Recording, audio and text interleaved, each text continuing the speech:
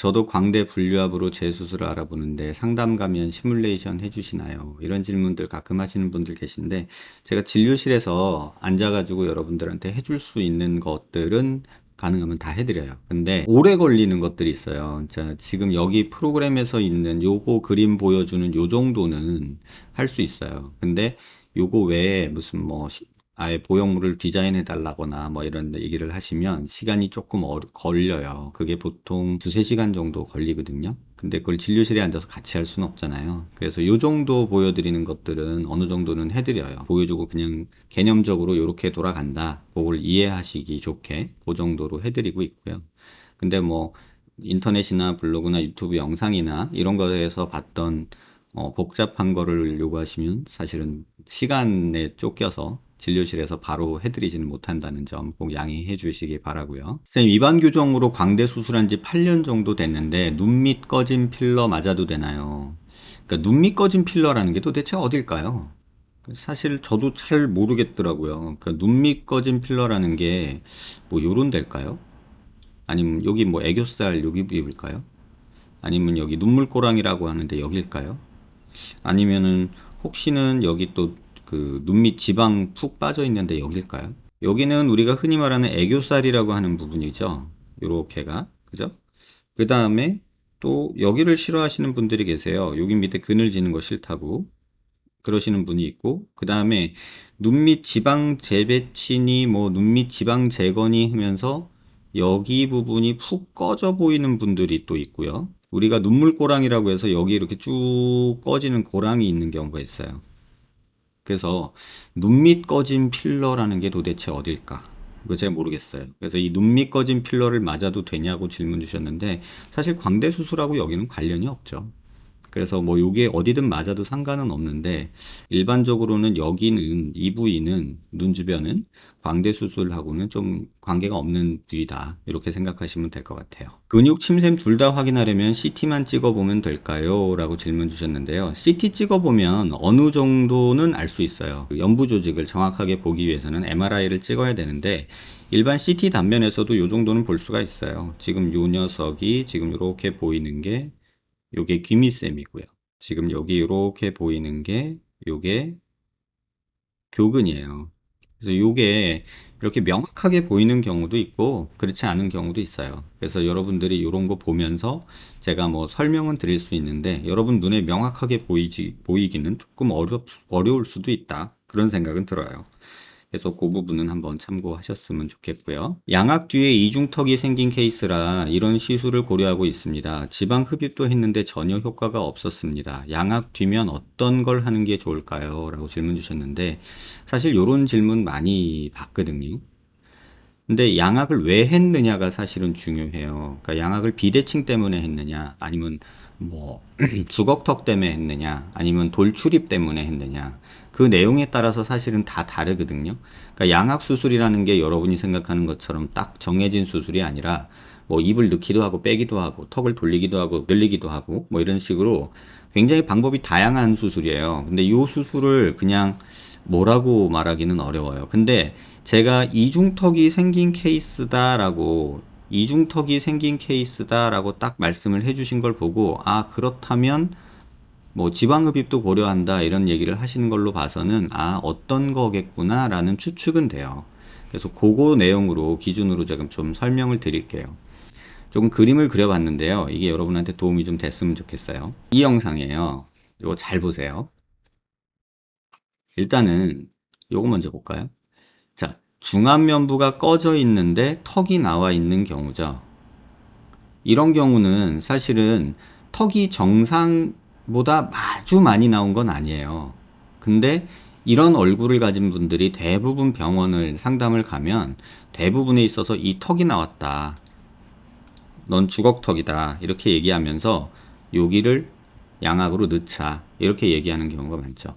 이런 경우의 얼굴에서 중안면부가 꺼져 있는데 교합이 정상이고 그 다음에 턱이 이렇게 나와 보이는 이런 경우는 사실은 이 경우가 양악을 하면은 이렇게 돼요. 턱은 들어가서 어찌 보면 얼굴은 되게 좋아진 듯 보일 수 있어요. 그런데 문제는 이 턱 부분이죠. 그래서 요거를 한번 제가 GIF 파일로 만들어 봤는데 여기 부분을 한번 잘 봐보세요. 여기 부분을. 자, 이게 양악해서 여기만 바뀐 거예요. 이 부분만. 자, 윗턱과 아래턱이 들어가면서 주걱턱 느낌을 좋아지게 만든 거죠. 그래서 이렇게 보면 전체적인 얼굴은 예뻐졌다 소리 들어요. 근데 환자분들은 이 상태에서 나 이중턱 때문에 아주 고생을 하는 거죠. 그러니까 이런 경우가 굉장히 많아요. 근데 사실은 엄밀히 얘기하면 이런 경우의 턱에서는 턱을 늘려는 노력보다는 중안면부가 나오는 게 훨씬 더 효과적이에요. 그래서 이런 부분이 훨씬 효과적인데 우리는 왜 턱을 넣는 양악 수술에만 이렇게 턱이 주걱턱이라는 느낌에만 사로잡혀 있을까? 최근 몇 년 동안 제가 생각한 거거든요. 근데 왜 그런가 했더니 이 중안면부를 앞으로 빼는 방법이 만만치가 않아요. 그래서 지금 이렇게 보여지면 이 부분이 튀어나왔다고 느낄 수도 있지만 사실은 이 중안면부가 꺼져 있는 거예요. 그러니까 환자의 문제를 여기로 보느냐, 여기로 보느냐의 차이인 거예요. 이게 개념적인 얘기일 수 있는데 이 내용을 한번 보시면 조금 이해가 되실 거라고 봐요. 이 환자분은 중안면부 꺼진 게 메인인 환자예요. 턱이 나온 게 아니라. 근데 양악 수술을 받은 거예요. 그러면 지금 이 그림과 같은 이중턱으로 고생하게 된다는 거죠. 사실 이런 이중턱에서는 해줄 게 만만치가 않아요. 거상에서 지방 빼고 쫙 당겨주는 게 현실적이긴 한데 그게 그렇게 또 아주 나이스한 그런 결과를 보여주는 것도 아니에요. 그래서 제일 중요한 거는 진단을 좀 정확히 하고 수술을 진행하는 게 좋지 않겠나 이런 생각이 저는 들어요. 선생님 여쭤보고 싶은 게 있어 질문 남깁니다. T존 부위를 역삼각형으로 본시멘트 수술을 할 경우 기존 콧대와 삽입한 시멘트 간의 간극 때문에 좀 부자연스러운 경우가 발생할 수 있어요. 만약 그렇다면 요런 간극, 그러니까 뭐 간극이라고도 표현을 할 수 있고 충돌한다고 해야 될까요? 그런 부분도 있을 수 있죠. 그래서 부자연스러운 경우가 있죠. 그렇다면 기존 콧대에 다른 보형물을 삽입해서 극복하는지요? 또 T존만 수술할 경우 여성스러운 이미지만 강해질 우려가 있는지요? 라고 질문 주셨어요. 근데 여성스러운 이미지만 강해진다? T존이 나오면 여성스러워지나요? 개인마다 생각들이 다르겠지만 제가 볼 때는 글쎄요, T존만 수술한다고 그래서 여성스러워질까? 이런 생각은 개인적으로 들어요. 그래서 T존 수술한 경우를 실제로 한번 보여드릴게요.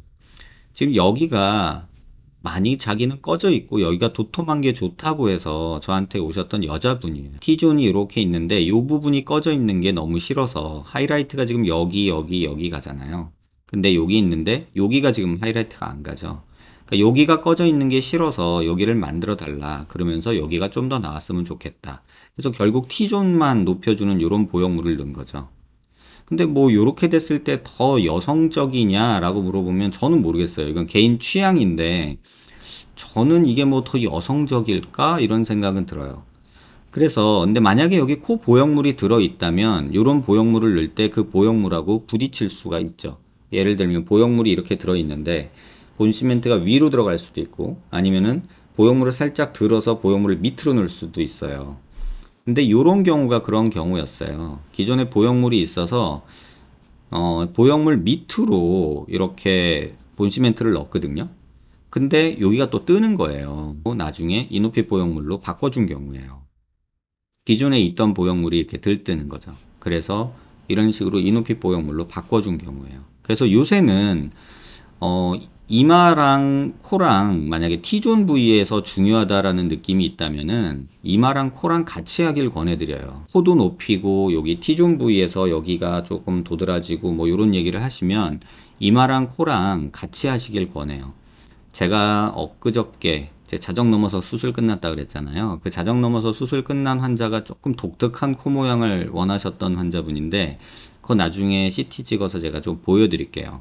보형물도 굉장히 특이하게 들어갔고 조금 일반적이지 않은 형태의 코를 원하셔서 그렇게 수술한 경우가 있거든요.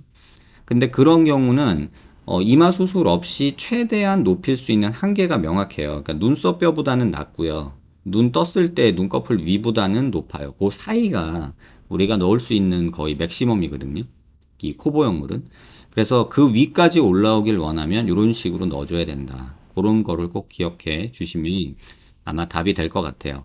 대부분 다 뭐 수술비가 부담스럽죠. 요 수술하고 요 수술, 코 수술 같이 하면 뭐 코만 해도 이렇게 좀 됐으면 좋겠는데 이런 생각 하시는데 사실 요 기준으로 한번 보여드리면요. 눈 기준으로 이렇게 있다고 하고요. 그 다음에 눈뼈가 아마 여기 지금 요 뼈가요.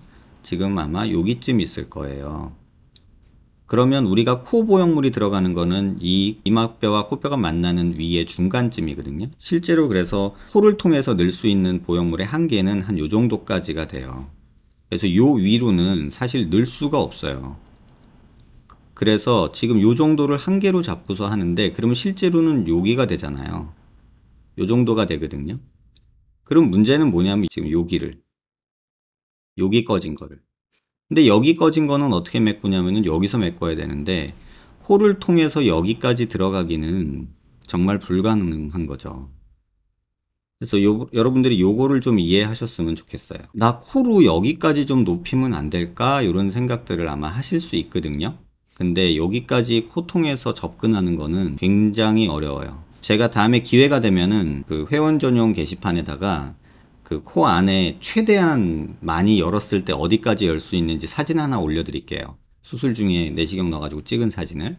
그걸 여러분이 한번 보시면 지금 이해하실 거예요. 이렇게 코뼈랑 이마뼈가 만난데 위 여기까지밖에 보이지도 않고 들어가지도 않아요. 여기까지는 거의 들어가기가 힘들어요. 그렇게 기억하시면 될 것 같아요. 원장님 안녕하세요. 저번에 그 타박상 때문에 뭐 뼈가 변하고 살이 변하고 이런 질문 주셨던 분인데 이제 또 질문을 주셨어요. 자극 없이 긴 시간 문제화된 상태로 변형되어 자연히 낫지 않은 굉장히 어려운 일인가 보네요.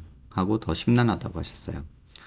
근데 지금 제가 뭐라고 말씀드리기는 굉장히 어렵지만 10년이 지났는데 낫지 않는다. 이러면 제가 뭘 해드릴 수 있을까라는 생각이 되게 많이 들어요. 10년 동안 안 나섰다. 이런 얘기가 되면은 저로서도 되게 난감해요. 그래서 그런 부분이 있고요. 제가 해줄 게 과연 있을까? 이런 생각이 들어요. 그러니까 반복적인 자극을 받아서 피부랑 뼈가 변형된 친구를 제가 봤고 그런 경우에 어떻게 하면 좋아질까 생각을 해보는데 지금 뭐 구타나 이런 타박상 이런 것들이 있으셨던 것 같은데 사실 이 상황에서 제가 뭐 환자분 뵙지도 않고 뭐라고 말씀드리기는 어려운데 만나서 봐도 제가 해드릴 게 많이 있을까? 이런 생각이 개인적으로 조금 들어요. 그래서 그거는 한번 시간 내서 오시면 제가 정확한 답을 드리겠지만 뭐 제가 무조건 해결책이 있을 거다라는 기대를 가지고 오지는 않으셨으면 좋겠어요. 뼈를 재건하게 되면 연부 조직이 뼈에 붙게 되는 겁니까? 뼈를 재건하면 연부 조직은 당연히 뼈에 붙죠. 그래서 보형물 위로도 캡슐을 통해서 붙고요. 방방 떠 있지는 않겠죠. 보형물이랑 뼈랑. 그렇게 생각하시면 될 것 같고요. 안녕하세요. 치아 불균형으로 교정하려는 치과에서 사진을 찍었는데 턱뼈가 빨간 선처럼 되어야 하는데 뼈 침식이 되는 것 같다고 하시더라고요. 4개월 전에 턱을 필러 했는데 보형물로 뼈가 이렇게 될 수 있다는 걸 처음 알았습니다. 글을 읽어보니 계속 없어지는 건 아니라는 말이 위안이 되긴 하는데 보형물을 빼야 하는지 뺀다면 약간 무턱이라 다른 방법이 있는지 아님 진행이 계속 안 되니 안 빼도 되는 건지 교정을 해도 괜찮은 건지 너무 고민되고 걱정됩니다. 이렇게 말씀을 주셨어요. 이건 환자분이 남겨주신 사진이고요. 지금 보형물 실리콘 보형물이 여기서 들어있는 걸 보면 아마 이렇게 들어있을 거라고 봐요. 이렇게 있는 거죠. 그래서 여기가 지금 뼈 침식이 많이 된 것처럼 보이지만 이렇게 보면은 환자분들이 되게 와, 내 뼈가 되게 많이 없어졌어 라고 생각할 수 있어요. 근데 요거를 하나 보셔야 돼요. 워낙에 뼈는 요만큼 있었고요. 그 다음에 뼈 침식으로 들어간 거는 지금 요만큼이 들어가 있는 거예요. 그러니까 요 정도만 생각하시면 돼요. 워낙에 뼈가 요렇게 있었다는 거. 그러면 요만큼이 뼈 침식이 된 건데 요게 몇 미리가 되겠냐는 거. 요게 끼케야 2, 3mm 될 거예요. 실리콘으로 이제 보형물 넣었을 때 이렇게 많이 들어간 것처럼 보이지만 실제로는 2, 3mm가 맥시멈이거든요. 아마 이 뼈 두께가 2mm 정도 되니까 많이 돼봤자 한 2mm에서 3mm 정도 될 것 같아요. 그래서 이런 식으로 보시면 되는데 뼈 침식이라는 거 예전에 제가 73년도에 나온 논문 보여드렸잖아요. 그 뼈 침식에 대한 내용 한번 저희 라이브 할 때 했었잖아요. 3mm의 떡끝뼈에 디프레션이 관찰되었다. 이런 이제 논문 보고가 있었어요. 그래서 엑스레이로 찍어보니까 이만큼. 그러니까 여기서 여기까지가 3mm인 거예요. 굉장히 많이 들어간 편이죠. 그래서 이런 경우가 있기는 있다. 없지는 않은데 이 경우도 마찬가지로 여기서부터 여기까지 들어간 게 아니에요. 여기서부터 여기까지 들어간 거예요. 그러니까 이게 워낙에 뼈 라인이었어요. 사람들이 왜 이거를 자꾸 여기서부터 들어갔다고 생각하느냐. 이거는 뼈가 위로 자라나온 거예요. 보형물 위로. 그래서 요거는 여러분들이 꼭 실수하지 마셔야 될 부분이에요. 여기. 그래서 그거 기억하시고요. 그래서 실제로 비슷한 경우가 있어서 그걸 보여드릴게요. 요런 환자분이 왔어요. 저 괜찮아요, 선생님? 이러고요. 지금 보시면 치아 뿌리에 거의 보형물이 다 있죠.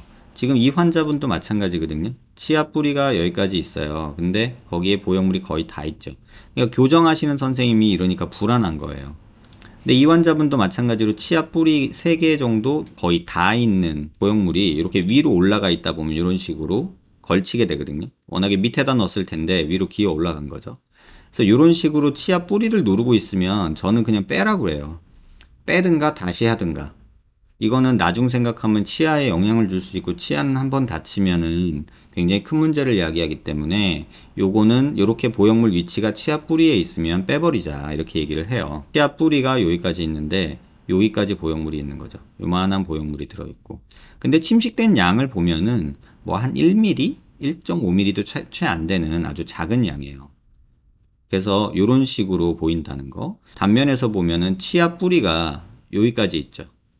그쵸? 근데 여기가 보시면 보형물이 여기까지 딱 걸치죠. 그래서 요게 조금만 더 치고 들어가면은 치아 뿌리를 건들 수도 있어요. 그래서 요 부분이 조금 다칠 수 있기 때문에 요 부분을 제거를 하자. 그리고 제대로 된 위치에 넣자. 이렇게 생각한 거죠. 그래서 수술은 이런 식으로 밑으로 내렸어요. 그래서 보형물 밑으로 내려서 여기 꺼진 부분 조금 메꿔주고 길이랑 이런 것들은 원하는 만큼 만든 거죠. 그래서 이런 식으로 보형물이 밑으로 내려가면 치아 뿌리는 결국 있어봤자 여기니까 여기 라인에 있으니까 조금 지난 다음에 뭐 교정하거나 이런 건 전혀 상관없게 되죠. 그래서 이런 식으로 계획하고 수술을 하시면 될 것 같아요. 그래서 지금 질문 주신 분도 교정하시는 선생님께서 이렇게 돼 있으면 교정하기 부담스럽거든요. 그래서 차라리 보형물 위치 바꾸고 그렇게 수술을 한 다음에 교정을 해도 하는 게 환자분이나 치과 선생님이나 마음이 편하지 않을까 이런 생각이 듭니다. 안녕하세요 선생님, 라이브 방송 보다가 문득 궁금한 점이 생겨서 글을 남깁니다. 이갈이가 심한 사람은 광대 수술 후 평생 불안에 떨면 살아야 되나요? 광대 수술 후 평생 불안에 떨면서 그렇진 않아요. 유압이 잘 되었다면 걱정 안 해도 되나요? 뼈가 잘 붙었으면요 크게 상관없어요. 그리고 이런 질문 또 나왔어요. 임신과 출산은 언제쯤 하는 게 좋을까요? 한 6개월, 1년 지나면 전혀 상관없어요. 근데 5년 지나고도 저한테 이런 질문 주는 친구 있다고 제가 얘기했었잖아요. 이게 참 마음이 만들어낸 불안감이라 뭐라고 설명을 해도 계속해서 이렇게 불안한 건 어쩔 수 없나 봐요. 제가 수술은 아무것도 안 했고요. 한 6개월 동안 저랑 이메일을 주고받고 홈페이지, 블로그 이런 데 댓글 작업하고 막 댓글 오면 답해주고 막 이런 식으로 계속해서 대화를 6개월 동안 했던 친구가 있어요. 그 친구는 분류압이 조금 있었고 안면거상을 자기는 무조건 해야 되고 광대 재건을 해야 되고 막 이런 생각에 빠져 있는 친구였어요. 6개월 동안 아무것도 하지 마라. 지금 상태 그렇게 심각하지 않다. 계속 뭐 어디서 보고 나면은 뭐 어떻다, 어디서 상담 한번 받고 오면은 또 그런 얘기도 하던데 뭐 이런 얘기들을 계속 6개월 동안 저를 괴롭혔던 친구가 있어요. 근데 그때는 저도 누가 이기나 보자 그러고서는 계속 메일로 답을 해주고 막 답글 써주고 그랬던 것 같아요. 결국 6개월이 지나고 나서 그 친구가 이제 그런 질문이 잦아들고 없어졌어요. 그리고서 한 1년 지나고 나서 명절에 저한테 메일이 왔죠. 원장님 잘 지내세요? 이러면서 자기 결혼해요? 이러면서 메일이 왔어요. 너무 축하해. 결국 아무것도 안 했어요. 뭐 재수술도 안 하고 재건수술도 안 하고 리프팅도 안 했어요. 그리고서는 결혼한다 그래서 너무 축하해. 다행이다. 이렇게 메일을 답을 썼죠. 그리고 나서 한 6개월 지나서 이제 추석이었어요. 뭐 행복한 추석 되세요. 결혼 생활은 어때요? 이제 그리고 답을 썼죠. 그랬더니 답이 온 게 뭐냐면 너무 행복하고 잘 지내고 있어요. 원장님 덕분이에요. 이렇게 딱 뭐 감사 메일을 잔뜩 썼어요. 그 다음에 맨 밑에다 PS 이러고 뭐라고 썼는 줄 아세요? 그래도 광대 수술했고 분류압 있으니까 자연분만은 힘들겠죠. 이렇게 썼더라고요. 그래서 그때 제가 느꼈어요. 와, 이거는 누가 뭐라고 해도 바꿀 수 없다. 결국은 끝없이 본인이 불안함을 만들고 불안해 하기 때문에, 또 인터넷이라는 공간이 여러분들을 계속해서 불안하게 만들기 때문에 어쩔 수 없이 저렇게 될 것 같다. 그래서 본인이 마음을 놓고 조금 내려놓지 않으면 결과적으로는 어쩔 수 없이 계속해서 이 내용은 반복되겠다, 이런 생각이 들었어요. 그래서 여러분 그 부분 꼭 기억하시길 바라고, 그렇게 인생을 허비하지 마세요. 여러분, 젊은 날 행복한 날 많은데 잘 이겨내시고 인터넷에 너무 휘둘리지 마시기 바래요. 급한 마음에 질문 드립니다. 모서리에 찍혀서 입 안쪽까지 찢어지는 부상을 입었습니다. 5개월 후에 어느 정도 회복했는데 신경 손상인지 아니면 심하게 부은 피부가 늘어난 건지 다치 쪽 입꼬리가 내려가 보입니다. 어떤 원인이 있을까요? 그리고 치료할 방법은 없는지요? 이렇게 물어보셨거든요. 사진을 보내주셨는데 여기가 찢어져서 이제 스로앤스루라고 해서 피부랑 입안 점막까지 다 찢어진 경우가 있거든요. 여기는 붙어 있는 것 같은데, 그러니까 쉽게 말하면 빵꾸가 난 거죠. 근데 지금 후사진 보면은 되게 잘 나으신 편인 것 같아요. 흉터도 그렇게 안 보이고. 근데 질문 주셨던 내용이 입꼬리가 여기가 내려가 보인다고 말씀을 하셨는데 잘 모르겠어요. 지금 찢어진 부분이 여기잖아요. 그건 다칠 만한 근육이 어디냐 보면은 요거예요, 요거. 오비큘라리스 오리스 머슬, 입 둘레근이라고 보통 얘기를 하는 그런 근육이고요. 그 다음에 이게 입꼬리 올림근이라고 하는 근육이에요. 리베이터 라비 수페리오수스라고 저희가 이름을 붙이는데, 이게 입꼬리를 올리는 근육이에요. 그러면은 여기가 끊어졌으니까 이 입 둘레근하고 또 입꼬리 올림근의 일부가 다쳤겠죠. 그러면 이쪽으로 올리는 힘이 약해지는 거는 맞겠죠. 그러면 상대적으로 여기가 떨어지겠죠. 그러니까 이런 느낌이 생길 수밖에 없는 위치기는 해요. 다음 슬라이드는 그걸 중첩해 놓은 거거든요. 근데 지금 찢어진 데가 어딘지 한번 잘 보세요. 지금 여기잖아요, 여기. 딱 찢어진 데가. 그러니까 입 둘레근, 요것도 찢겼을 것이고, 그 다음에 입꼬리 올림근, 그 녀석이 여기 피부에 붙는데, 입 근육 자체도 입꼬리와 피부에 조금 찢어짐이 생겼을 테니까 일로 당기는 힘이 약해지지 않았을까. 그러니까 이 입꼬리 올림근하고 입꼬리 내림근하고 서로 긴장 상태를 유지하고 있는 게 입꼬리거든요. 눌리기도 하고 내리기도 하고. 근데 얘네들이 긴장 상태를 이렇게 유지하고 있는데 얘가 힘이 좀 빠졌어요. 그러면 이렇게 돼요. 그러니까 입이 처져 보이게 되죠. 이 내용으로 생각하면 지금 다치신 부위가 딱 그렇게 되기 좋은 부위기는 해요. 근데 사진으로 봐서는 모르겠어요, 잘. 요게 요 모습으로 그냥 이렇게 보면은 그냥 평평한 것 같기도 하고, 딱히 뭐 여기가 그렇게 막 처졌나? 이런 생각이 개인적으로는 조금 드는 그런 느낌이에요. 근데 물론 표정을 지으면 또 다를 수도 있을 것 같아요. 또 어쨌든 간에 원인으로 보면은 요런 해부학적인 베이스가 있다, 이렇게 보시면 될 것 같아요. 광대가 방법이 엄청 다양하고 알면 알수록 큰 것부터 작은 것까지 부작용이 많은 수술이고 수술법별로 고질적인 부작용들이 있더라고요. 제가 바라던 설명이 이런 거였는데 속이 뻥 뚫리는 것 같아요. 저번에 그 절골법에 대해서 그 모의고사 보자 우리 하면서 라이브 했던 거 있죠? 그 내용이 도움이 됐다는 것 같아요. 많은 분들이 수술 전 정답을 찾아가는데 도움이 될 것 같아 공유해 갈게요. 저도 사실 이 영상 만들까 말까 되게 고민했거든요. 이거 환자들이 이 정도까지 알아야 돼? 이런 생각을 했는데, 요새는 환자분들의 지식량도 많아지고 정보량도 많아지다 보니까 그래, 굳이 알고 싶으면 제대로 알아라. 괜히 어려운 내용이라고 두리뭉실 설명하면 오히려 환자한테 독이 될 것 같다 싶어서 제가 이 영상을 만든 거거든요. 아마 절골법에 대해서 여러분들 뭐 많은 얘기 들으셨을 거예요. 뭐 사다리꼴, 이중사다리꼴, 뭐 3D 광대 회전, 뭐 리프팅 광대, 뭐 어쩐 식으로 이런 수많은 말들이 나오고 있죠. 그 말들의 그 배경을 여러분들이 이해하셨으면 좋겠어서, 이 역사를 보면요. 70년대 그때는 양말이 이렇게 빵꾸 나고 그래가지고 꿈에서 양말을 신었죠. 근데 그때 당시에 나일론 섬유가 처음 나왔어요, 한국에. 그러면서 나일론 그러면은 빵꾸 나지 않는 좋은 질긴 섬유 이런 식으로 됐어요. 그래가지고 나일론이 막 좋은 거에 대명사가 돼버린 거예요. 그리고 그 당시는 과일 가게라고 따로 없었어요. 그래서 이렇게 니아카 같은 거에 과일을 싣고 그 다음에 동네 골목골목 돌아다니면서 과일 사세요 하고 하시는 과일 장수 아저씨들이 계셨거든요. 근데 그런 분들이 이렇게 골판지에다가 수박 달아요 뭐 1,500원 그 당시 그러니까 골판지에다가 이렇게 써놓고 막 그랬단 말이에요. 근데 그때 제가 그걸 본 기억이 나요. 나일론 수박 이렇게 써놓은 걸 봤어요. 이게 무슨 뜻이겠어요, 여러분? 나일론하고 수박하고 뭔 상관이야?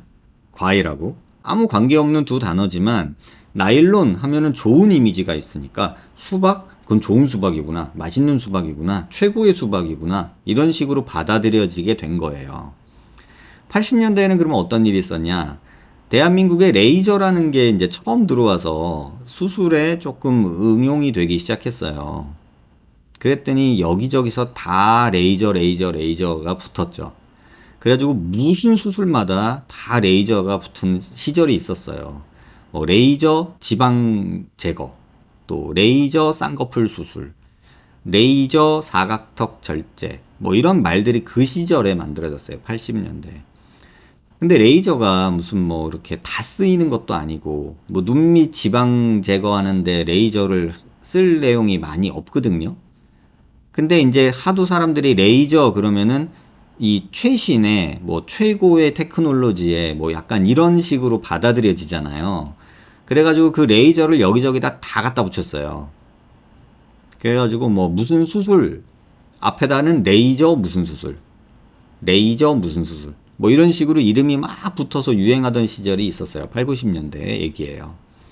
이런 거랑 비슷하게 우리 일반인들이 그런 어떤 내용은 모른 채로 그런 이미지에 뭔가를 선택하거나 의미 부여를 한다는 거를 그때 알았어요.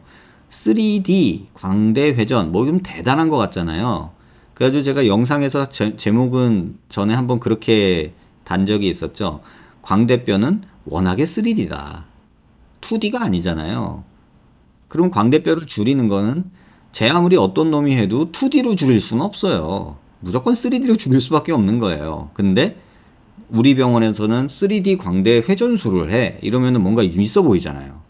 그러니까 여러분들은 이런 단어들에 되게 연연해하고 휘둘린다는 거예요.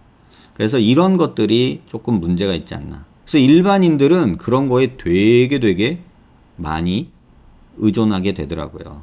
그래서 그런 의미들이 진짜 의미가 있는 것들도 있을 수 있죠. 근데 그 의미가 만약에 없는데 그런 단어가 왠지 좀 새끈해. 그런 느낌 때문에 여러분들이 이게 더 좋은 거구나 라는 생각은 안 하셨으면 하는 마음에서 한번 만들어 본 영상이에요. 그래서 뭐 이미 수술을 받으신 분들이나 또는 수술 받지 않으신 분들이 궁금하신 분들은 이 영상을 조금 많이 봐주십사. 그래서 주변에 수술한다는 사람 있으면 참고 삼아서 보라고 여러분들이 조금 이렇게 알려주고 그랬으면 좋겠다는 생각이 들어요. 꼭 근데 아쉽게도 이분도 그랬지만 수술하고서 찾아본단 말이에요. 참 아쉬워요. 수술하기 전에는 귀찮거든. 그런 이미지 현혹준, 그렇게 이렇게 마케팅 용어들이 더 가슴에 다가오고 수술하고 나면 마케팅 용어는 안 들어오고 원리가 들어온단 말이에요.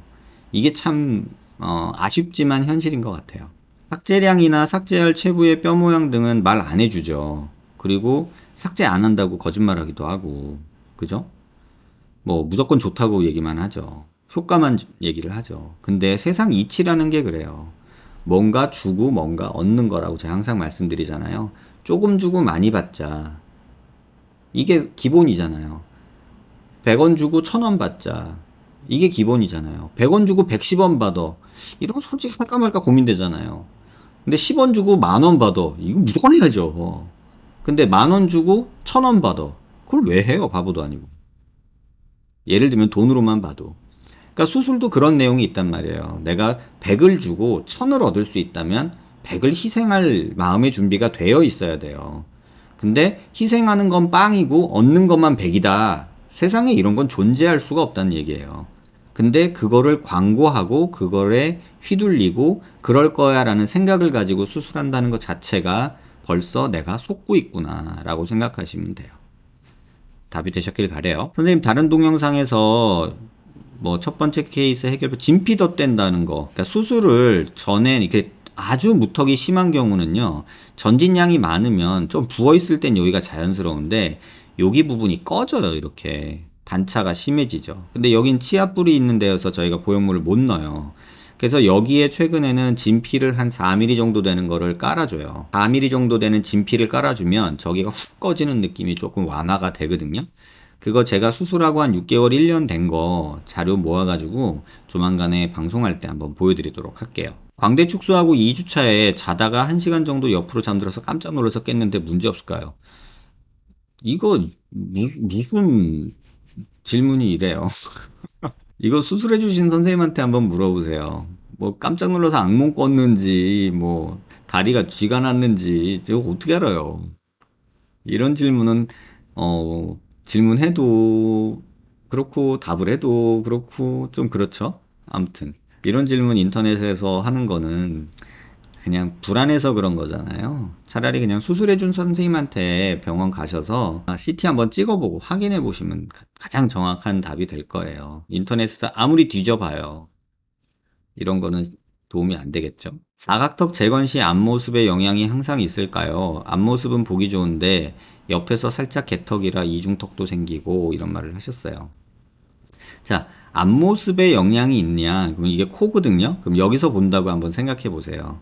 그러면 사각턱이 이렇게 만들어진다고 생각하면 앞에서 보이겠어요? 앞에서 보면 요 빨갛게 사각턱을 내가 만들어 줬다고 하면 이게 보일까요?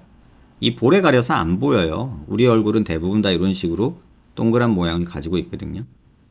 그래서 이렇게 보이게 만들 것이냐. 그럼 얘를 뭐 이렇게 움직일 수도 있잖아요. 조금만 만들든지 밖으로 크게 만들든지 막 만들 수 있잖아요. 근데 어쨌든 요 라인만 따라가도 정면에서는 안 보여요. 근데 옆에서 보면 요게 라인이 달라지니까 여기서 만들어진 게 보이겠죠. 그러니까 이렇게 무식한 그림으로 그냥 좀 단순화시켜서 이해하시면 조금 더 편할 거예요. 그러니까 만들기 나름이란 뜻이에요. 한마디로 얘기하면. 뭐 옆으로 내가 정면에서도 보이고 싶다 그러면 옆으로 만들면 되고요. 그 다음에 옆모습에서 보이는 거는 옆으로 만드는 것보다는 밑으로 만드는 거죠. 그러니까 밑으로 만드는 거는 옆에선 보이는데 정면에서 안 보여요. 그러니까 그렇게 생각하시면 돼요. 요 질문도 굉장히 많이 질문 주셨던 내용이라 오늘 한번 다시 한번 말씀드릴게요. 요 그림으로 이해하시면 정확할 것 같아요. 선생님 안녕하세요. 여자 대학생입니다. 무턱 증상이 있는데 체중에 비해 많은 턱살과 둔탁한 턱 라인. 자, 그러면은 상상을 해보자고요. 무턱인데 턱 라인이 둔탁하고 턱살이 많다. 그러면 어지간한 무턱은 아니란 뜻이죠. 조금 심한 무턱이란 뜻이죠. 그러면 심한 무턱은 이 체부 볼륨이 없어요. 이렇게 되어 있다는 뜻이거든요. 여기 체부 볼륨이 없어요. 그런데 이것만 보면은 저는 이분이 심한 무턱이다 라고 얘기를 할 거예요. 심한 무턱이다 라고. 심한 무턱이라고 얘기를 할 건데 중요한 거는 영상을 정독해 보니까 턱끝 전진술이 본인이 적합할 것 같대요. 심한 무턱은요, 턱끝 전진술을 하면 절대 안 돼요. 왜냐면 하고서 저한테 또 와요. 여기만 튀어나오고 여기가 없어져서 투탕카멘 돼서 와요. 이렇게 본인이 판단하셨다는 게 정독을 안 한 거예요. 이해를 못 하신 거예요. 여기 내용만 보면은 무턱이 심한 분인데 정독을 했는데 이 전진을 하는 게 맞다. 이건 아니에요. 턱끝 전진술이 어울리는 분은요, 무턱인데 여기는 턱선, 이 볼에서 목으로 넘어가면 턱선은 또렷하신 분인데 무턱인 경우에만 턱끝 전진이 도움이 돼요. 그거를 이해 못 하시고 턱살과 둔탁한 턱 라인을 가지신 분이 전진술을 하신다 하니 제가 깝깝했습니다. 그래서 턱은 지방흡입을 생각하고 있는데 제 생각이 어떤지 조언 부탁드려요. 그냥 한마디로 답을 드릴게요. 인터넷 보고 자가 진단하는 것처럼 위험하고 어리석은 일이 없어요. 대한민국처럼 병원이 길거리에 널려 있는 나라가 없어요. 대한민국처럼 성형외과가 이렇게 많은 나라도 없잖아요. 그리고 병원 가는 게 이렇게 쉬운 나라도 없어요. 그런데 본인이 왜 인터넷을 보고 자가 진단을 하는 굉장히 위험한 선택을 하시는지 모르겠어요. 뭐 시간이 없다 어쩌다 하시면 본인 시간 나실 때 병원 아무 때나 오셔가지고 비대면 신청하셔서 상담 받으세요. 제가 분명히 말씀드리는데 환자분은 심한 무턱이시고 전진술을 하면 안 될 것 같아요. 답이 되셨길 바래요. 원장님께서 중안면부 꺼짐을 해결하는 방법은 무엇입니까? 노블캣 수술인가요? 이렇게 단편적으로 질문 주셨는데요. 중안면부에 대해서는 제가 유튜브에서도 꽤 많이 여러 번 말씀을 드렸죠. 그래서 한번 그냥 또 보여드릴게요. 이 환자분은 왼쪽이 수술 전, 요게 수술 전, 요게 수술 후거든요. 뭐 화장을 했다 안 했다 뭐 이런 차이 말고요. 여러분들이 보시기에 뭐가 바뀌었는지 한번 잘 보세요. 사실 아주 미묘하게 바뀐 거고요. 이 환자분은 수술을 2번에 걸쳐서 나눠 하셨어요. 이 앞광대가 여기가 꺼져 있어서 광대가 더 도드라져 보이고 약간 빈상이어서 이 앞광대가 튀어나오는 앞광대 수술을 했고요.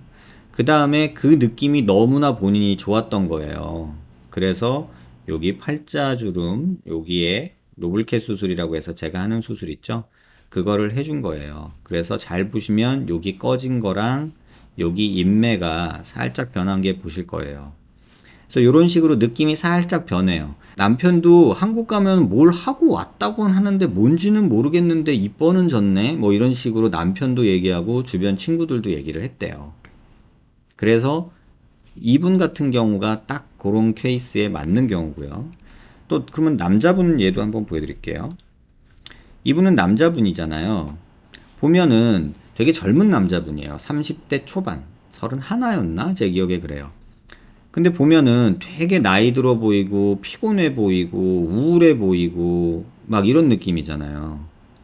그 다음에 요 눈 밑에 지방도 볼록해요. 여기 눈 밑에 보세요. 보시면은 눈 밑 볼록한 거 보이시죠? 앞광대 볼륨이 없는 사람들의 특징이 여기가 이렇게 볼록하게 보이는 눈 밑 지방이 이렇게 볼록하게 보이는 경우가 대다수예요. 그래서 눈 밑 지방도 펼치고 앞광대에 볼륨도 주고 팔자에 이렇게 좀 꺼진 것도 채워주고 코도 조금 높이고 매부리 살짝 없애면서 코끝도 약간 들어준 거예요. 그래서 눈 밑 지방 펼친 것 때문에 여기 안 보이죠? 볼록한 거. 그 다음에 여기 살짝 볼륨 생겨서 오목하게 들어간 느낌? 요거 없어지죠? 그 다음에 팔자주름도 살짝 옅어지게 해서 입에 인매가 변하죠? 인매가. 그 다음에 코도 살짝 화살코여서 조금 들어준 경우고 매부리 깎아주고 매끈하게 한 경우예요. 이러니까 나이가 어려졌다고 이제 되게 좋아하셨던 경우예요. 그러니까 이렇게 보이면 중안면부가 꺼져 있으면 사람이 살짝 빈티 나는 느낌이 있어요. 그 느낌을 바꿔주려고 하는 게 사실 이 수술의 가장 큰 매력인 것 같아요. 그래서 실제 수술을 보면은 보형물이 이런 식으로 들어갔고 여기 팔자 보형물이 들어갔고 여기 앞광대 보형물이 이렇게 들어갔고요. 근데 보시면 엄청 꺼져 있지 않아요? 뼈만 봐도. 여기서 이렇게 한번 봐보세요. 이 오목함을 보세요. 여기. 지금 여기서 이렇게 꺼진 라인을 한번 보세요. 되게 많이 꺼져 있죠.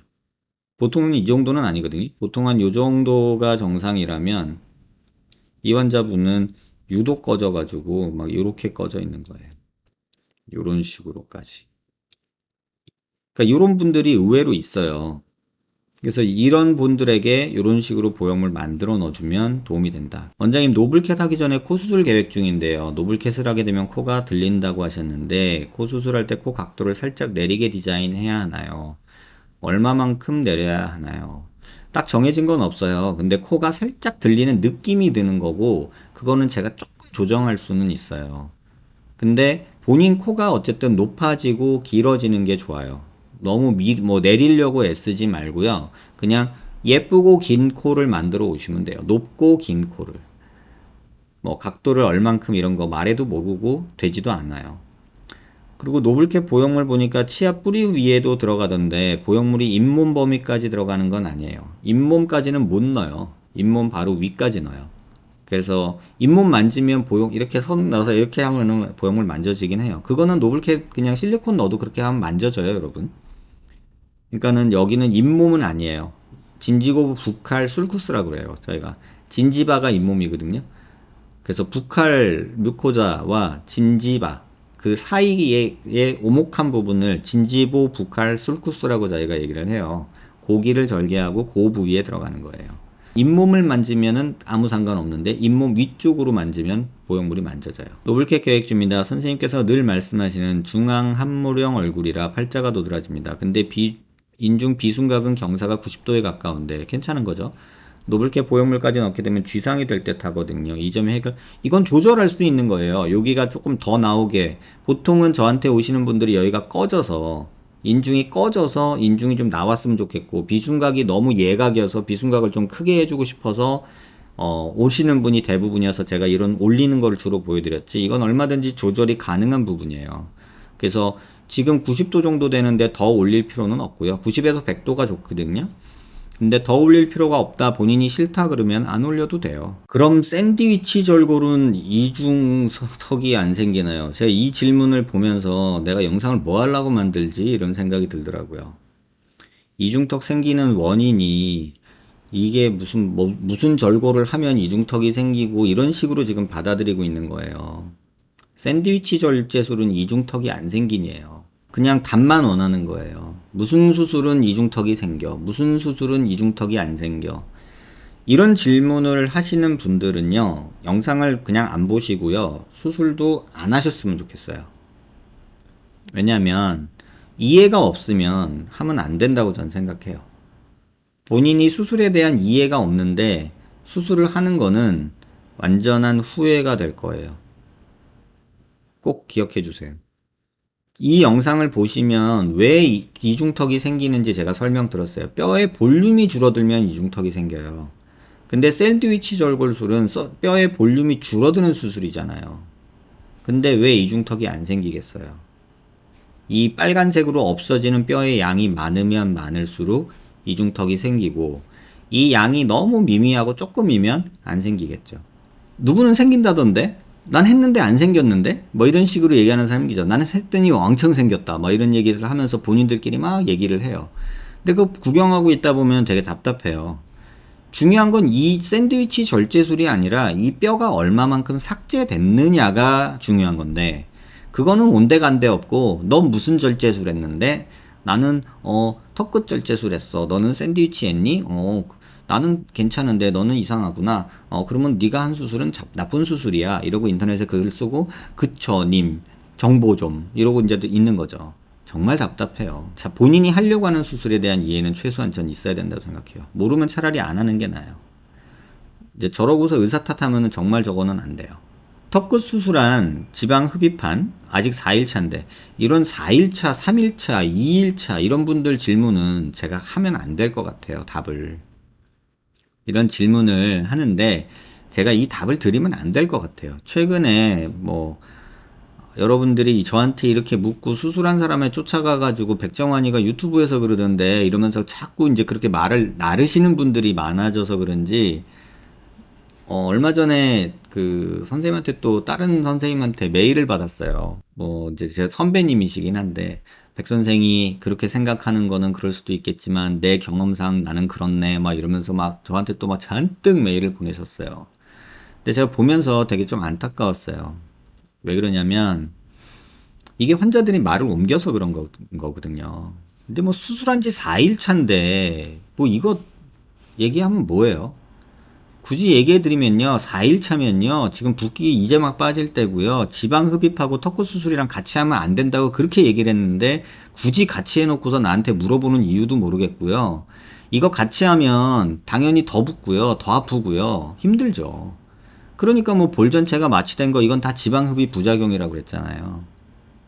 그래서 무슨 수술을 어떻게 했는지 모르겠지만 턱끝 수술 종류가 뭐 열 몇 개가 되는데 무슨 수술을 했는지도 모르잖아요. 그런 수술을 해놓고 나한테 질문하는 거는 이거 누가 알겠어요. 지나가는 아저씨한테 물어보는 게 더 낫죠. 이런 답은 안 하는 게 맞는 것 같아요. 옆장구가 심한데 성형으로 개선 가능한가요? 이게 옆장구가 심한 건지 이게 납작한 건지를 일단 봐야 돼요. 근데 옆장구는 사실은 해결하기가 마땅치가 않아요. 이 째가지고 템포럴리스 머슬을 측두근을 다 뜯어버리는 방법이 있기는 한데 그렇게 막 미용 목적으로 할 수술은 아니지 않나 이런 생각이 개인적으로는 들어요. 그러니까 근육을 잘라버리는 수술이 있긴 있어요. 근데 저는 하기가 싫더라고요. 그럼 줄겠죠, 당연히.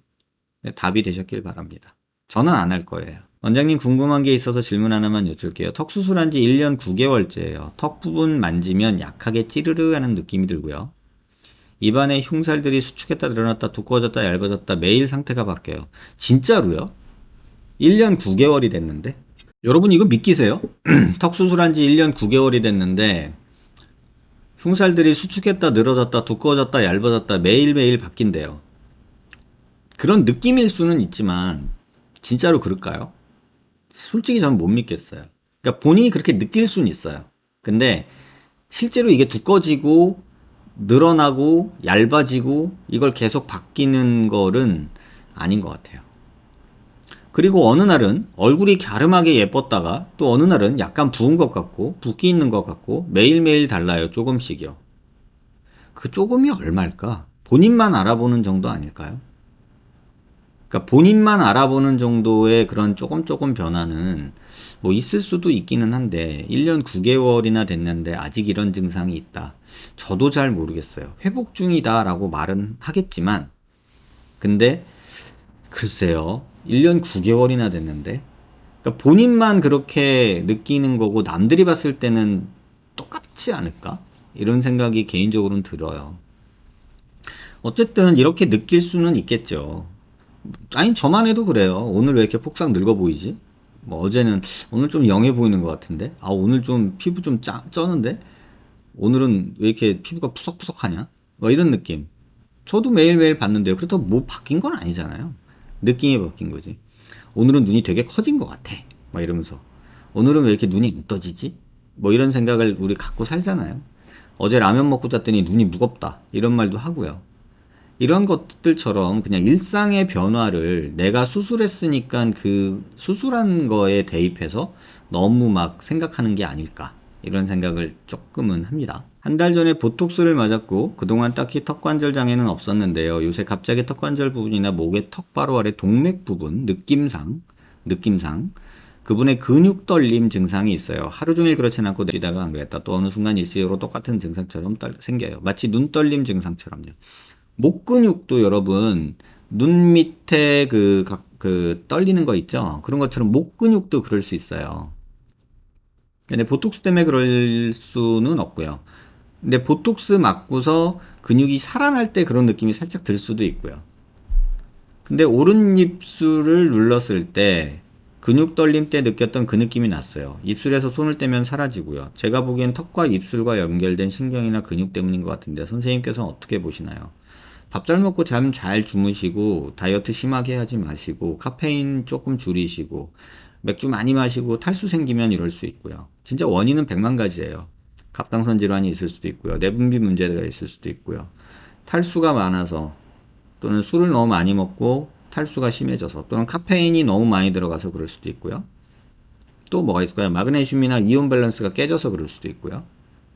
뭐 보톡스 때문일 수도 일부 있고요. 가능성은 너무너무 많죠. 근데 뭐라고 답하기는 정말 어렵네요. 요즘 비중격을 안 하는 추세라는데 코가 무너져서 안 한다는 뜻이 아니고요.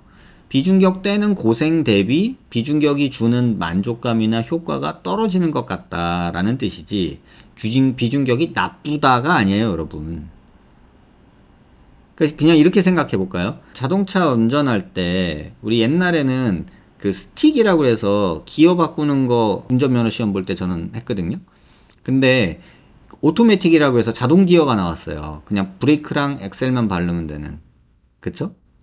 그러니까 이렇게 되니까 그러면은 이 수동 기어가 좋은 거냐 나쁜 거냐 이게 아니잖아요. 수동 기어보다 좋고 편안하니까는 자동 기어를 우리가 쓰는 거잖아요. 근데 그 당시에도 수동 기어가 연비가 좋아 운전하는 맛이 있어 이러면서 수동 기어 이렇게 좋아하시는 분들이 있었어요. 지금도 그거에 대한 로망이나 향수가 있는 분이 있으세요. 근데 그게 나쁜 건 아니잖아요. 근데 편하기는 여러분 수동 기어로 차 막히는 서울 시내에서 한번 운전해 보세요. 다리 쥐납니다. 맨 뭐야 악셀 밟았다 클러치 밟았다가 기어 넣었다 뺐다 막 할래 봐요. 진짜 다리 쥐나요? 되게 피곤해요. 근데 제가 이런 얘기를 했다 해서 본인이 무너져서 안 한다고 느꼈고 무너져서 안 한다는 뜻으로 본인이 느껴버렸고 근데 나는 비중격으로 했고 그럴 거면 귀여운 걸 쓸 걸 후회가 돼요. 아니 그럴 필요 없어요. 지금 모양 괜찮고 큰 문제 없으면 이대로 그냥 지내면 돼요. 굳이 막 이런 거에 너무 휘둘리진 마세요. 병 걸려요. 마음의 병. 부비동염이 얼굴 붓기를 유발합니까? 군대 제대한 지 얼마 안 되셨나봐요. 단아가로 질문을 주셨어요. 부비동염이 얼굴 붓기를 유발합니까? 네, 유발합니다. 수술 후 2년이 지났는데 뼈에 틈이 생기고 딱딱한 것을 먹으면 얼굴 전체가 부어오릅니다. 그럴 수 있어요. 이거 CT 찍어서 한번 확인해 보시는 게 좋을 것 같아요. 부비동염이 생기면 얼굴 되게 많이 부어요. 이렇게. 눈이 빠질 것 같은 붓기도 있을 수 있어요.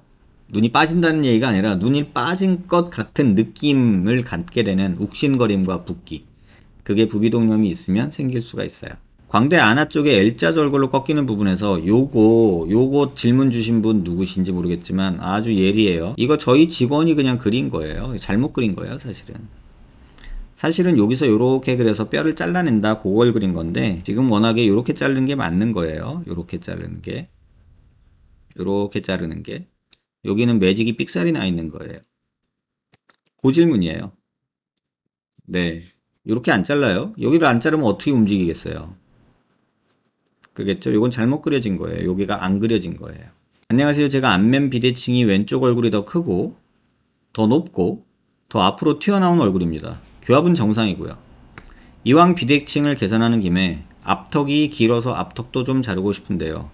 이런 얼굴형은 긴곡선 하악각 절제술을 해야 되나요? 근데 안면 비대칭을 수술하는 게 그러면 긴곡선 하악 절제술이냐라고 물어보신 거잖아요. 이거 아니에요. 여러분.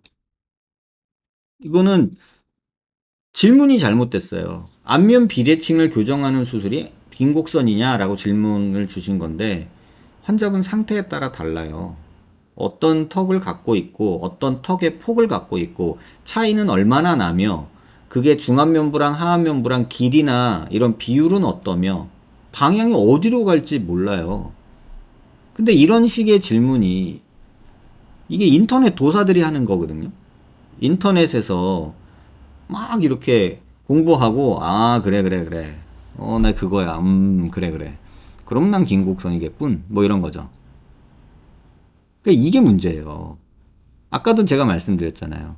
왜 인터넷으로 보고서 본인 인터넷으로 공부하고 자가 진단을 하시고 수술 방법을 정하시고 병원에 가서는 컨펌을 받으려고 하십니까? 진단을 병원에서 받고 그 다음에 그 진단받은 내용과 그거에 맞는 수술 방법에 대해서 공부를 하는 게 순서여야 되거든요. 지금 요런 내용을 보면 무슨 생각이 드냐면요. 질문 내용을 제가 조금 바꿔볼게요. 선생님 제가 수학을 되게 좋아하는데요. 장래 희망은 법관입니다. 그러면 이과를 가야겠죠? 이런 식의 얘기로 들려요. 제가 수학을 잘하고요. 장래 희망은 법관이고요. 그럼 이과를 가야겠죠? 문과가 아니라. 이런 질문으로 들려요. 장래 희망이 법관이라며. 근데 수학을 좋아하니까 이과를 가? 이게 뭔 소리지? 이런 일들이 여러분들이 그냥 인터넷 보고 띄엄띄엄 짜집기 지식을 가지고 있으면 아까 말씀드렸잖아요. 마케팅 용어에 휘둘린다고. 긴곡선 사각각이든 뭐든 뭔 상관이에요. 지금 비대칭이 뭐고 뭔지를 중요한 거죠. 내 얼굴이 어떻게 생겼는지도 모르는데. 이렇게 왼쪽 얼굴이 크고 높고 앞으로 튀어나온 얼굴이 뭐 정도가 좀 많아요. 차이가. 그러니까 이런 거 갖고서 진단을 하라고 그러면 서울 사는 김씨인데 성격 좋겠죠? 이렇게 물어보는 거랑 똑같아요. 선생님, 전 광대 사각턱은 없고 턱끝만 긴 얼굴형이에요. 그래서 턱끝을 자르고 싶은데 근육을 묶어도 근육과 상관없이 살 지방은 처지나요?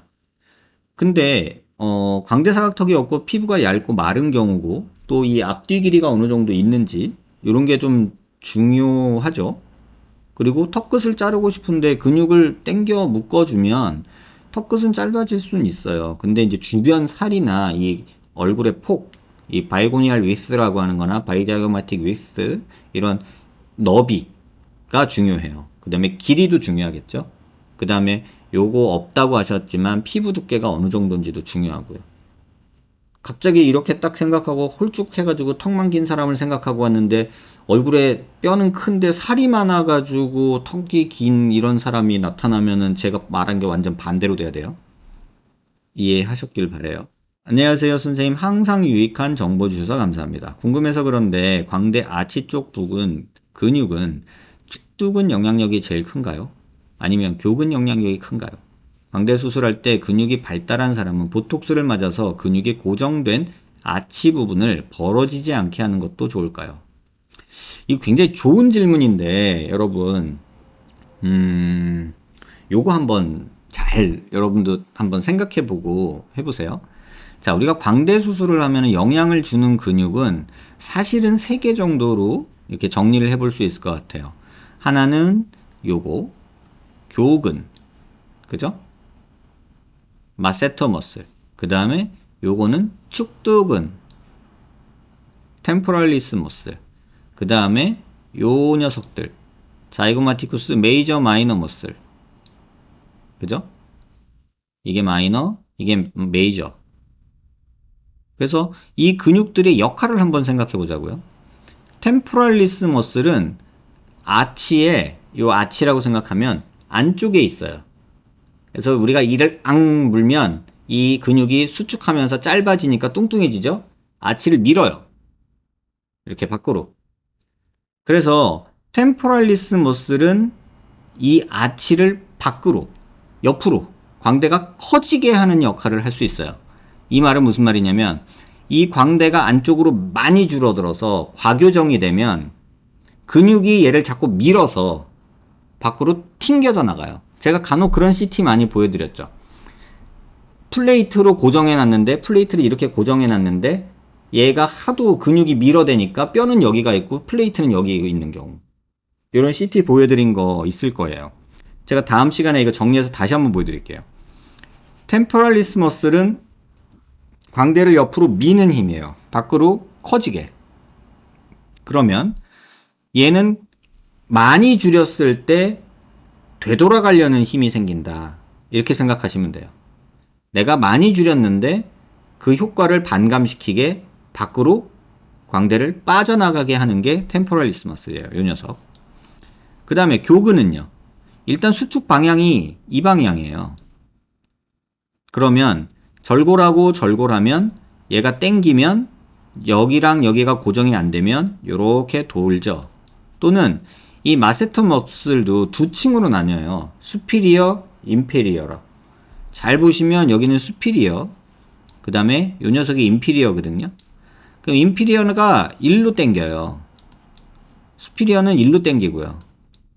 근데 여기는 고정이 잘 돼 있고 여기가 고정이 안 됐다. 그러면 이 아치가 하방변이가 이렇게 나타나요. 이게 가장 많은 패턴이고, 그러면 체부 상부가 이렇게 벌어지죠. 얘가 하방변이 되면서 얘는 일로 땡기고 얘는 밑으로 땡기니까 여기가 피벗 포인트가 돼서 얘가 이렇게 도는 거예요.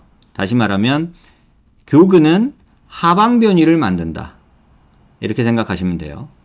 그 다음에 자이고마티쿠스 메이저 마이너 머슬은 신경 쓰지 말아라. 왜? 얘는 광대 수술할 때 광대뼈와 분리가 된다.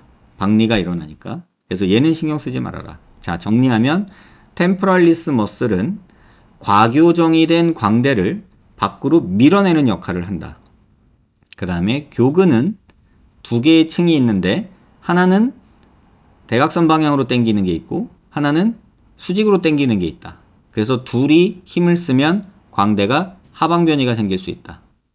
그러면 광대 수술할 때 보톡스를 맞아서 도움이 될 가장 큰 근육은 교근이에요. 그래서 실제로 이갈이나 이런 게 많은 분들은 수술할 때 또는 수술 전에 또는 수술 후에 보톡스를 놔주고 수술하기도 하고 수술한 후에 놔주기도 해요. 요거 한번 다음에 다시 한번 조금 정리해 볼게요. 도움되셨길 바라요. 인중이 긴 기준이 몇 밀리인가요? 절대적인 기준은 없어요. 이거는 상대적인 거예요. 이건 상대적인 거지 뭐 절대적으로 이게 길다 짧다 이런 거는 없습니다. 원장님, 제가 광대 수술한 지 3달 차로 마지막 경과 보러 갔는데 병원에서 오른쪽 광대가 벌어져 있다고 다시 재고정해야 한다고 하더라고요. 근데 그 이유를 물어보니 뭐 종이가 찢어진 것처럼 뼈도 찢어진 거다. 종이가 찢어진 것처럼 뼈도 찢어진 거다. 글쎄요. 재고정하면 핀도 하나 더 박을 거라고 하시더라고요. 그거에 대해서 뭐 제가 뭐라고 말씀드리기가 참 애매한데 이거는 병원에서 고정을 잘 안 해서 생기는 불류압인가요?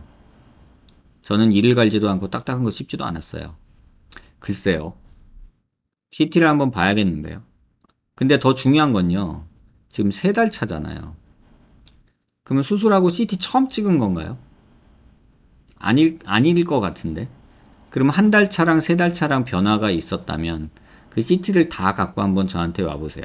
그럼 뭐가 문제였는지 한번 얘기해 드릴 수 있을 것 같아요. 이런 경우 제가 병원에서 고정을 잘 안 해서 그래요 라고 말하면요.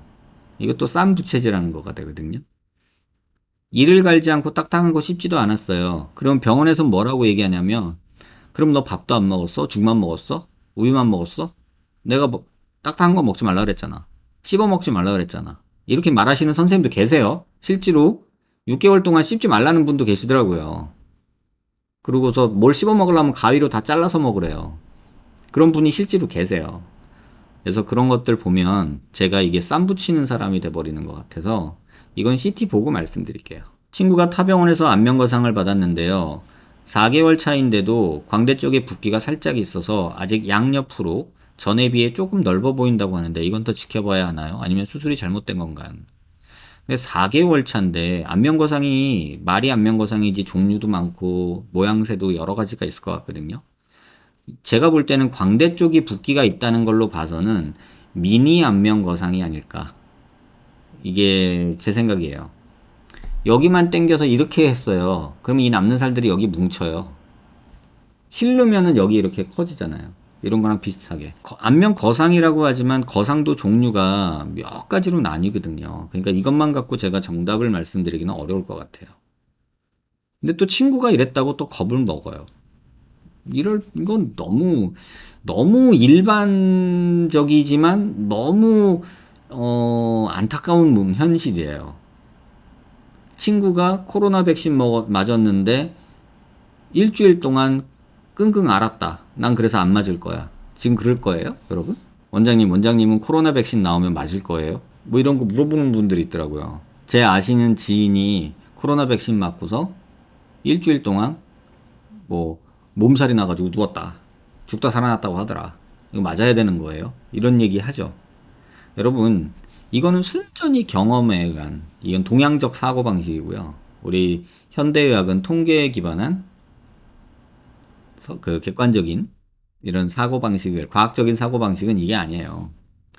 얼마 전에 뉴스를 봤더니, 화이자 백신을 맞고, 이 구아나사르에서 안면신경, 마비가 4명이 왔대요.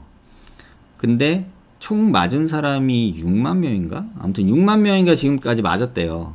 아닌가? 10여 명인가? 정확한 숫자는 모르겠는데 아무튼 12만 명인가 6만 명 중에 4명이 안면 마비가 일시적으로 왔다. 이렇게 얘기하더라고요. 의사 입장에서는요. 굉장히 낮은 숫자예요. 높은 숫자가 아니에요. 근데 뉴스에서는 그 화이자 백신 맞으면 입 돌아간대. 이렇게 제목을 뽑는 거예요. 여러분들이 그런 식의 언론의 모습 이런 거에 동양적 사고에 주변 내용에 이렇게 놀아나는 부분도 없지 않아 있다. 저는 그렇게 생각 들어요. 오래전에 늑연골을 입자화해 근막에 싸서 넣는 방법으로 귀족수술이랑 비순각 수술을 받았습니다. 늑연골은 흡수율이 얼마 되지 않는다고 해서 큰맘 먹고 받은 수술인데 흡수가 많이 돼서 효과를 많이 못 봤어요. 노블캐 수술을 받으려면 이식한 연골을 모두 제거해야 되나요? 제거 안 해요. 제거 안 하고 웬만하면 그냥 두고 수술하고요. 그리고 늑연골을 입자화해서 근막에 싸면 흡수가 적다 뭐 이런 말을 하실 수도 있죠. 근데 자가골이나 자가 늑연골이 연골은 뼈보다는 잘 살아요. 근데 흡수가 없냐? 그렇지는 않아요. 그래서 항상 뇌조직의 문제는 그거예요. 예측 불가능성. 이게 어떻게 될지 모른다. 잘 살아남을지 아니면 흡수가 많을지 이걸 우리가 알 수가 없다는 거예요. 그게 가장 큰 문제고 답답한 내용이에요. 그래서 이 부분을 여러분들이 이해를 못 하시고 그냥 생각하시면 안 돼요. 자가골이 좋은 거 다 알죠. 근데 그거는 흡수율이라는 거랑 생착률이라는 거랑 또 생착되고 나서 어떤 식으로 퀄리티가 뭐 말랑말랑하냐 딱딱하냐 뭐 이런 거에 따라서도 많이 내용이 달라질 수 있어요. 그래서 그런 부분을 잘 생각하시고, 노블캣 할 때는 이식한 늑연고를 제거하지 않아요. 그냥 웬만하면 두고 하고요. 환자분이 특히 이 부분은 제거했으면 좋겠다 하는 부분이 있으면 그럴 때는 제거를 할 수도 있죠. 그러니까 꼭 제거를 한다 이렇지는 않아요. 아시겠죠?